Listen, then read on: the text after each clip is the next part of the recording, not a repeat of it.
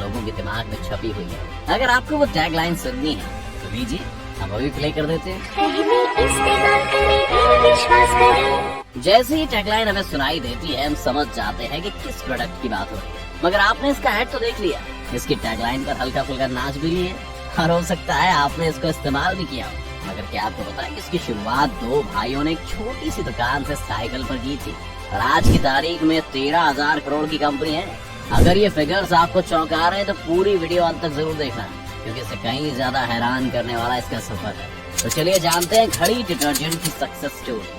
आज घड़ी detergent powder भले ही पूरे देश में छाया हुआ है। आज भले इसके विज्ञापन में अमिताभ बच्चन जबरदस्ती एक लड़की के ऊपर समोसे का केचप गिरा कर उसको घड़ी की लेबोरेटरी में ले जाते हैं, मगर कभी इसकी शुरुआत बहुत छोटे स्तर से हुई थी दोस्तों। घड़ी की कंपनी के मालिक या कहें कि इसकी नींव रखने वाले व्यक्ति का नाम है मुरलीधर ज्ञानचंदानी और इनका इसमें साथ दिया है उनके छोटे भाई विमल ज्ञानचंदानी।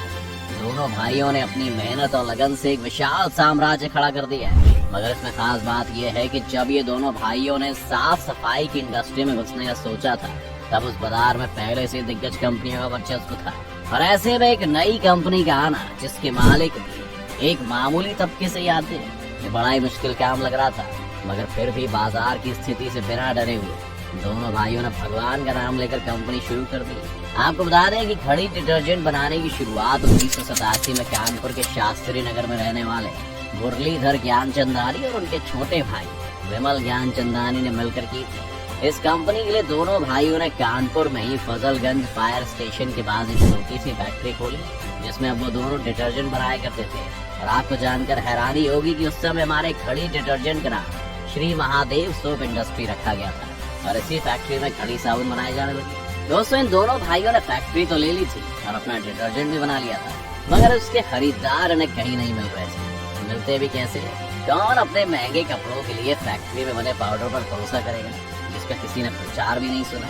तो इस बाधा को पार करने के लिए दोनों भाइयों ने पैदल या साइकिल से घरों, मोहल्लों और दुकानों में साबुन पहुंचाने का काम शुरू किया।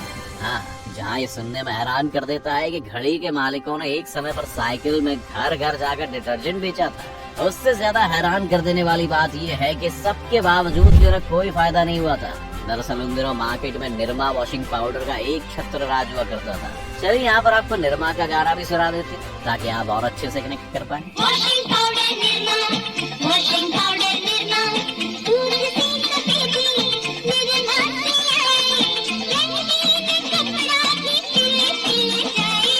गाना सुनने के बाद अब आगे चलते हैं। तो दोस्तों, निरमा पाउडर गुजरात से आया था।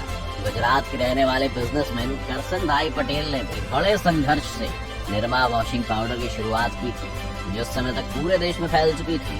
और गुजरात के निरमा डिटर्जेंट कानपुर के फैक्ट्री में बने श्री महादेव सोप इंडस्ट्री के ऊपर अपने नहीं ले रहा था। और निरमा तो निरमा, इसके अलावा यूनिलीवर ने भी दोनों भाइयों का जीना आराम कर रखा था। उन दिनों निरमा को टक्कर देने के लिए यूनिलीवर ने भी मार्केट में सस्ता डिटर्जेंट व्हील उतार दिया था, जिसकी वजह से दोनों कंपनीज के कंपटीशन की बात अभी पैदा हुई कंपनी को झेलनी पड़ रही थी।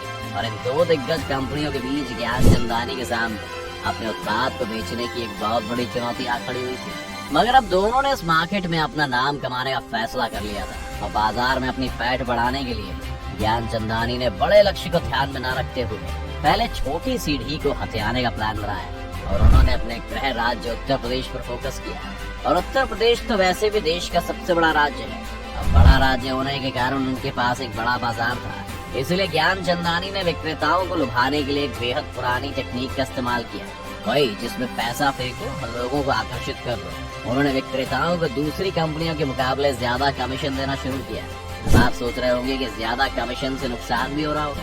तो इससे निपटने के लिए और नुकसान से बचने के लिए ज्ञानचंदानी ने हर 200 से 250 किलोमीटर पर एक छोटी यूनिट या फिर बड़ा डिपो बनाने की रणनीति अपनाई। इससे ट्रांसपोर्ट का खर्च और दूसरे खर्च भी कम हो गए। और जब विक्रेताओं को इस प्रोडक्ट पर ज्यादा कमीशन मिल रहा था, तो उन्होंने बढ़ चढ़कर इसका प्रचार किया। एक जगह नहीं, घर घर जाकर किया। और उस समय इसके दाम भी सस्ते हुआ करते थे, तो लोग एक बार लेने में सोचते थे कि पढ़ाई क्या हो सकती है, खरीद लेते एक पैकेट। और जब लोगों ने इसकी क्वालिटी अपने कपड़ों पर देखी, तो वो इसके मुरीद हो गए। और धीरे धीरे मेहनत कर करके इस डिटर्जेंट को विक्रेताओं की जरूरत नहीं पड़ी और लोग अपने आप दुकानों पर जाकर इसको मांगने लगे।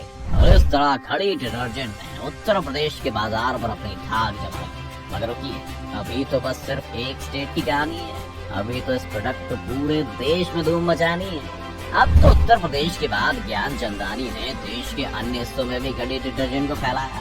मध्य प्रदेश, दिल्ली, बिहार, छत्तीसगढ़, राजस्थान, पंजाब सहित देश के कई राज्यों में धीरे धीरे घड़ी डिटर्जेंट को फैलाया और आज पूरे देश में घड़ी डिटर्जेंट आम लोगों के बीच लोकप्रिय हो चुका है। इसकी लोकप्रियता का अंदाजा आप इसी बात से लगा सकते हैं दोस्तों कि साल 2012 में डिटर्जेंट कंपनियों की बाजार हिस्सेदारी के आंकड़ों में 17.4% के साथ घड़ी डिटर्जेंट पहले नंबर पर था। सोचिए, जिस कंपनी ने साइकिल पर शुरू किया था, जिसके सामने दिग्गज कंपनी हुआ करती थी, आज उसने मार्केट का इतना बड़ा हिस्सा अपने अंदर कर लिया है। मगर अभी तो सिर्फ शुरुआत थी। अभी 13,000 करोड़ का माइलस्टोन आना बाकी है, जिसमें कहानी शुरू होती है RSPL की, जिसमें ये डिश वॉश बार से लेकर सैनिटरी पैड तक बनाने वाले काम में घुस चुके थे। RSPL की स्थापना साल 2005 में ज्ञान चंदानी ने अपने सभी प्रोडक्ट का एकीकरण के लिए रोहित सर्फेक्टेंट्स प्राइवेट लिमिटेड यानी RSPL की स्थापना की। RSPL कंपनी धीरे धीरे घड़ी साबुन और डिटर्जेंट के साथ बर्तन धोने वाले एक्सपर्ट डिश वॉश बार और expert ultra Uniwash detergent powder, Venus toilet soap, sanitary pad के अलावा कई प्रोडक्ट भी बनाती है। अब अगर आपको RSPL के प्रोडक्ट्स के बारे में बताएं तो आप हैरान हो जाएंगे दोस्तों। इस कंपनी के अंदर कई सारे प्रोडक्ट आते हैं जिनका आपको पता भी नहीं होगा और आप उन्हें रोजमर्रा में इस्तेमाल करते हैं, जैसे घड़ी का डिटर्जेंट, साबुन, hand wash, room freshener, toilet cleaner, expert का बर्तन धुलने वाला साबुन, हैंड वॉश, वीनस नहाने वाला साबुन, नमस्ते इंडिया दूध, घी, दही, मक्खन, पनीर, pro ease care sanitary napkin और तो जानी मानी जूतों की ब्रांड ब्रैड चीफ, जो कि चमड़े के जूते, सैंडल, चप्पल, स्पोर्ट शूज बेचते हैं, वो भी इसी के अंदर आते हैं। क्यों लग गया ना झटका? और इसके साथ ये रियल एस्टेट में भी घुसे हुए हैं, जिसमें निम्मी बिल्ड टेक प्राइवेट लिमिटेड के नाम से रियल एस्टेट का कारोबार ये कर रहा है। और इन सब काम में हाथ आजमाने के बाद और कड़ी मेहनत और तपस्या के बाद ये कंपनी, जो दो भाइयों ने कानपुर की एक छोटी सी दुकान या कहे कि फैक्ट्री में शुरू की थी, आज 13,000 करोड़ की संपत्ति के मालिक है। आपको बता दें कि साल 2013 में फोर्ब्स ने मुरलीधर ज्ञानचंदानी और विमल ज्ञानचंदानी को देश के 100 सबसे अमीर उद्योगपतियों में 75वां स्थान दिया था। उस समय इनकी संपत्ति करीब 13,000 करोड़ रुपए थी। सोच क्या रहे हैं? आपको बस एक फैक्ट्री, एक आइडिया और एक भाई चाहिए। 13,000 करोड़ रुपए कमाने के लिए जल्दी से लग जाइए उसमें।